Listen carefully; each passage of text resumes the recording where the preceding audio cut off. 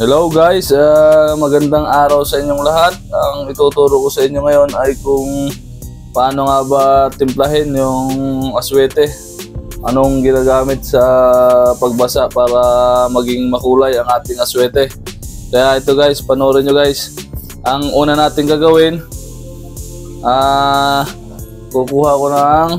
magtatakal ako ng 7 tablespoon na aswete. 1, 2, 3, 4, 5, 6, 7. Ito guys, naglagay ako ng 7 tablespoon na aswete. Ito yung tamang proseso ng ating pagbabasa ng aswete. Ito guys, ito nabibili lang to sa palengke. Ang tawag dito lihiya o lye water. Itong ganito kalaki na bote, nabili ko sa palengke ng 20 pesos. Lalagyan natin ng 1 tablespoon na lihiya o lye water. Tapos lalagyan din natin ng mantika. 1 tablespoon din ang ilalagay ko. Dapat guys, yung kung gaano karami yung lihiya na ilalagay mo, ganoon din karami yung mantika. Yan. Tapos pagkatapos yan, hahaluin natin. Ito guys, tinanggal ko yung pangalan kasi na violation tayo ni Facebook at saka na YouTube. Nakagawa na ako ng video nito kaso binura ko dahil may violation daw, sabi ni YouTube at saka ni Facebook. Kaya binura ko. Ito, gumawa ulit ako ng bago. Tinanggal ko yung mga pangalan. Yung pangalan, pinicturean ko yan, ilalagay ko na lang sa comment section. Yan guys, so ganyan ang gagawin natin, hahaluin lang. Yan. Tapos kita nyo, matingkad na agad yung kulay, lumalabas na yung kulay ng aswete pag merong lihiya. Yan. Tapos ipapakita ko sa inyo kung gaano kakulay pag may lihiya. Yan. Magtatakal ako ng ng 1 tablespoon, lalagay natin dito sa isang lagayan. Yan. Ito guys, oh. Tapos lalagyan natin ng mainit na tubig. Ito. Takpan ko muna ito bago matapon.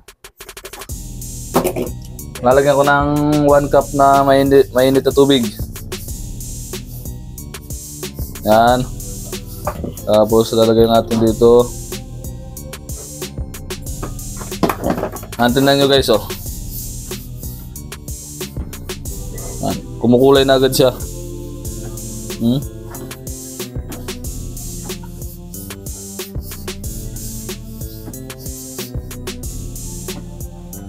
Napapakita ko sa inyo guys kung gaano kakulay yung ating aswete. Ano? Makulay na siya. Ay, mainit. Yan guys, tapos meron din nagtatanong sa akin kung pag mantika lang ang ilalagay, kukulay ba yung aswete? At meron din nagtatanong kung pag nilagyan ng tubig na mainit o pinakuluan, lalabas ba yung kulay ng aswete? Kaya gagawa tayo ng ganun guys, mag-iimbento tayo. Tingnan nyo guys, oh.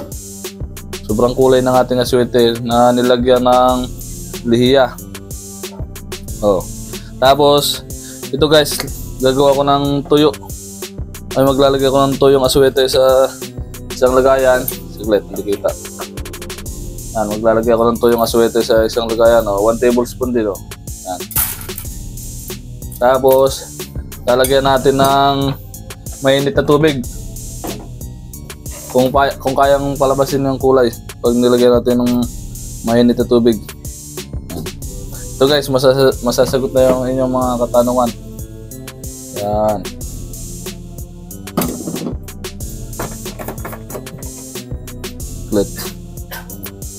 Ito guys, oh. Nilagyan lang natin ng mainit na tubig. Oh, hindi lumabas ang kulay ng aswete natin, guys, oh.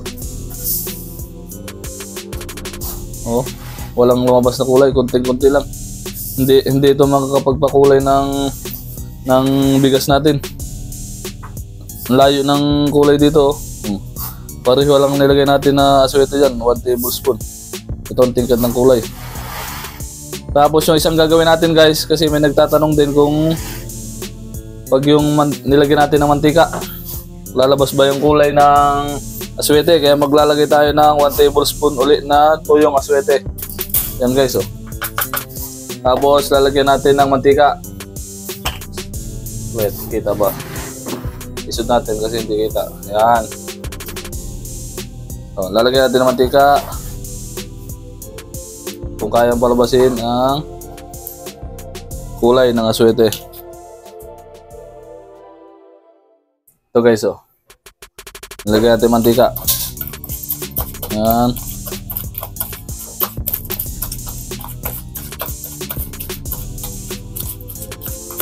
Nabasa din siya ng mantika, tapos parang hindi nalabas yung kulay niya, guys. Yan, guys, nilagyan natin mantika. Lalagyan naman natin ng mainit na tubig.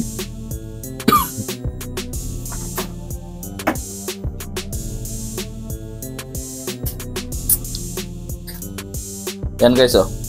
Isang cup din na tubig na mainit ang lalagyan natin kung tingnan natin kung lalabas ang kulay.